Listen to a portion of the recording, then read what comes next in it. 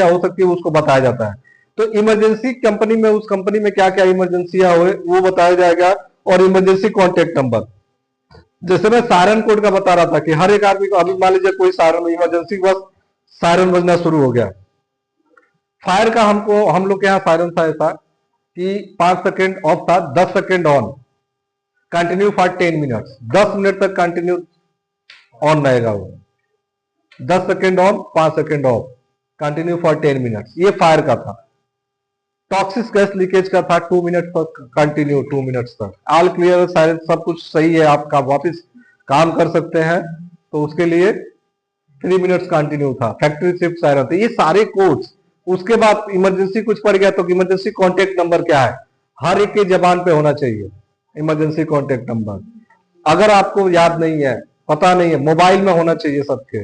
जैसे साइट पे कुछ भी इमरजेंसियां होती हैं तो हर एक आदमी को ये नहीं कि अभी सेफ्टी वाला साहब आएगा, चाहे प्रोडक्शन वाले साहब आएंगे, सुपरवाइजर्स आएंगे तो उनको हम बताएंगे तो होगा नहीं। हर एक आदमी को पता होना चाहिए कि इमरजेंसी कॉन्टेक्ट नंबर क्या है। कुछ भी इमरजेंसी होगा तुरंत वो क्यूआरटी टीम को कॉल कर सकते हैं इमरजेंसी कॉन्टेक्ट नंबर पे, वो टीम तुरंत एक्शंस लेगी। तो ये सारी चीजें उन लोग को ट्रेन करके हम लोग को बताना पड़ता है वर्कमैन्स को कि कुछ इमरजेंसी हो, क्योंकि हम लोग हर एक टाइम हर जगह पे नहीं रह सकते। तो कुछ इमरजेंसियां हो गई। बाद में असेंबली पॉइंट, उन लोग को ये भी बताया असेंबली पॉइंट। अभी ये होता है कि टॉक्सिक गैस का लीकेज होगा, तो टॉक्सिक गैस का आपने सायरन कोड बता दिया। जैसे कंपनी में सायरन बजना शुरू हुआ, वर्कमैन पता चल गया कि तो 2 मिनट कंटिन्यू बज रहा है, तो मतलब कि जहरीली गैस का रिसाव हुआ है, कहीं पे टॉक्सिक गैस लीकेज हुई है। तो वर्कमैन क्या करेगा, वहां से उसको असेंबली पॉइंट पे जाना है, वो अपना काम बंद करेगा। मशीन, ये नहीं कि ग्राइंडिंग मशीन चला रहा है फेंक फाक के चल दिया उधर साइड, क्या इमरजेंसी हो गया, ये कभी भी उन लोग को बताया जाता है। कुछ भी इमरजेंसी हुआ सायरन कोड बताया, आप आराम से जाइए, अपने मशीन को बंद कीजिए, पावर सप्लाई कट ऑफ कीजिए, उसके बाद भाग दौड़ नहीं करना है।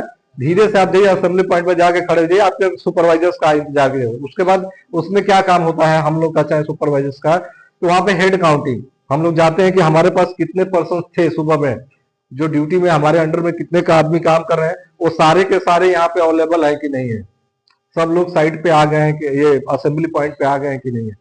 पता चला हमारे यहाँ 50 आदमी काम कर रहे थे मेरे अंडर में, पता चला 48 आदमी पहुंचे, 48 आदमी, 2 आदमी किधर मिसिंग है, तो 2 आदमी मिसिंग है। फिर हम क्या करेंगे, इमरजेंसी टीम है उसको इन्फॉर्म करेंगे मेरा 2 आदमी मिसिंग है। फिर वो इमरजेंसी टीम है वो जाकर साइट पे उसको ढूंढेगी, वो आदमी किधर है वो ढूंढ के लाएगी। तो हेड काउंटिंग करना पड़ता है असेंबली पॉइंट्स पे, जब भी वो लोग जाएंगे इकट्ठा होगा, उसके बाद हम हेड काउंटिंग करेंगे कि हमारे अंडर में कितना आदमी था, अभी कितना है। उसमें अगर कोई मिसिंग है, अपने क्यूआरटी टीम को कंफर्म करेंगे कि हमारा 2 आदमी मिसिंग है, 3 आदमी मिसिंग है, फिर क्यूआरटी टीम जाएगी उसको ढूंढ के लेके आएगी वहां पे। दूसरा, ये हो गया इमरजेंसी। तो इमरजेंसी कॉन्टेक्ट नंबर उन लोगों को पता होना चाहिए, इमरजेंसी सायरन्स कोड और असेंबली पॉइंट। अभी टॉक्सिक गैस लीकेज हो गया, टॉक्सिक गैस अगर कहीं पे टॉक्सिक गैस लीकेज हो गई, ये कैसे पता, अभी चलिए सायरन बजा, ठीक है, टॉक्सिक गैस लीकेज हो गई तो हमको क्या करना है, ये सारे बंदे को हम लोग को बताना पड़ता है कि कुछ इमरजेंसी पड़ेगा तो आप क्या करेंगे।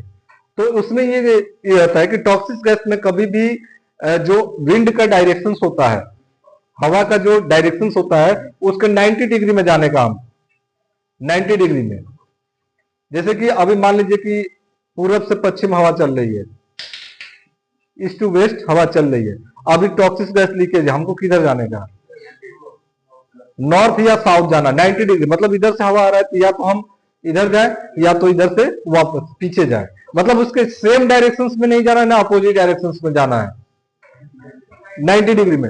अभी क्या करने का, अब कैसे हवा का डायरेक्शंस कैसे पता चलेगा, हर कंपनी में एक विंड शॉक लगा रहता है, विंड शॉक आप लोग देखे होंगे, रेड और व्हाइट कलर का रहेगा, बैतालपुर में भी देखे होंगे, उधर भी लगा हुआ है विंड शॉक, हर कंपनी के अंदर विंड शॉक। वो विंड शॉक किसके लिए लगाए जाते हैं, 100 पीस के लिए, वो डायरेक्शन चेक करने के लिए, कि हवा का डायरेक्शन चेक करने के लिए, हवा का डायरेक्शन किधर से किधर जा रहा है।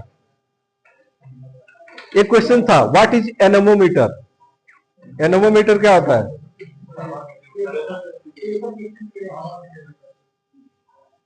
What is anemometer, I am not asking to what is pneumatic test, pneumatic test नहीं पूछा,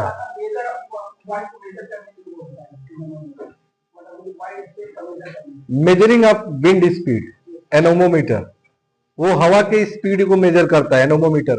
what is anemometer? Measuring of wind speed, हवा के स्पीड को मेजर करता है। विंड शॉक क्या है? ये हवा के डायरेक्शन को शो करता है। अभी वो नहीं है कोई थंब रूल भी, आप डस्ट उठाएंगे उड़ाएंगे फिर किधर से हवा का डायरेक्शन तो पता, वो तो वैसे ही पता चल जाएगा। लेकिन 90 डिग्री में आपको जाने का है तो हवा का डायरेक्शन हर कंपनी के ऊपर आप देखेंगे तो विंड शॉक लगा हुआ है। तो विंड शॉक से हमको पता चल रहा है कि हवा का डायरेक्शन अभी क्या चल रहा है, तो हमको किधर जाना चाहिए। ये हो गया।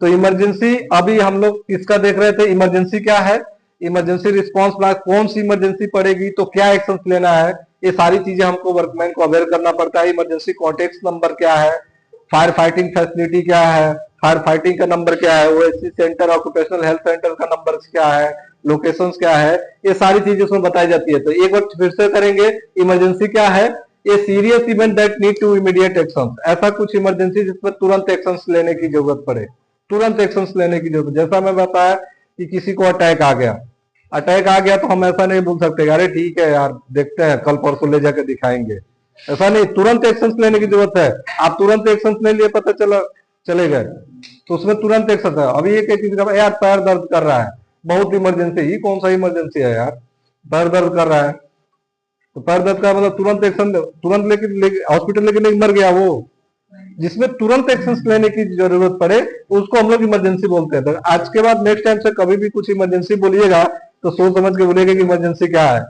क्या वो भाई साहब बता रहे कोई फोन किया बहुत इमरजेंसी है, आप 100 रुपया भेजो ना तो कौन सा इमरजेंसी है ये जानना जरूरी है कि कौन सा इमरजेंसी है। ठीक है, उसके बाद क्या है, टाइप्स ऑफ इमरजेंसी में on site emergency and off site emergency. There are two types of emergency, on site emergency and off site.